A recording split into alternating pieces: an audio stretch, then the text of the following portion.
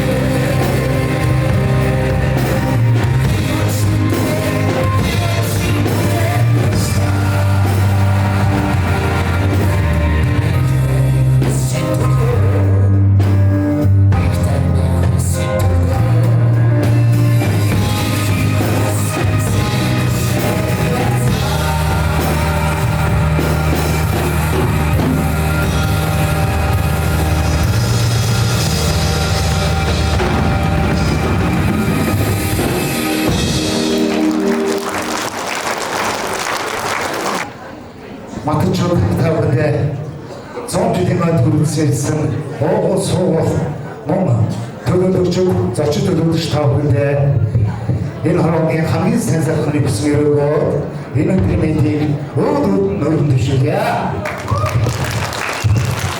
Цагт бидгээр өнөөдөр сонирхолтой айцхан хот үрцээж айдгаар өгч байгаа төдий баяртай би нэг төвчгөө түгэлчээ.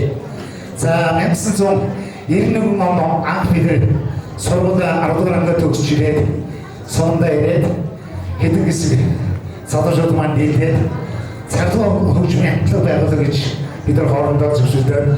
Зааварчлаараа манай түлхэрч яг оожох мандахаар идэн санаа засвар байгаа бид нар орж засваргаа бидний ингээд дэмжиж гэсэн чи ерөөсөө шууд дэмжээ маргааш нь зам хөх ширдсэн за хөгжимчин хааврын цагаатыг бид нар одоо тухайн үед бид нар одоо ярьдгийг 1000 төгрөгөөр авчихсан юм уу?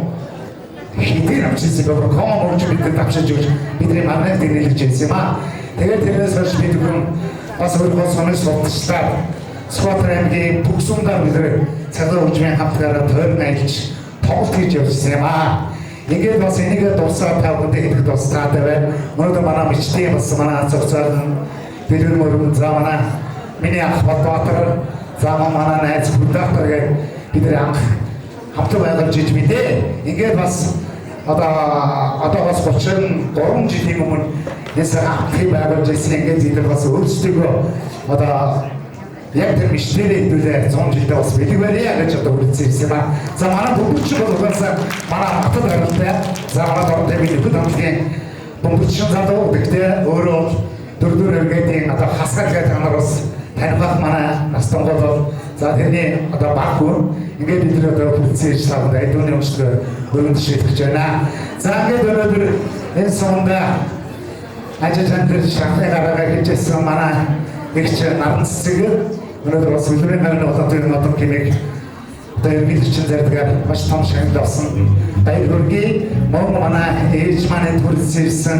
Мөн миний аавын хамгийн баг дүү Янжимаа гэдэг бас төрөлсөн ирсэн байгаа. Ингээд нэг конференсны өмнө та бүхэндээ энэ хорвогийн хамгийн сайн залбирыг хүсье. Мөн дээд батчуудаа баяр мэндийг өргөжүүлье.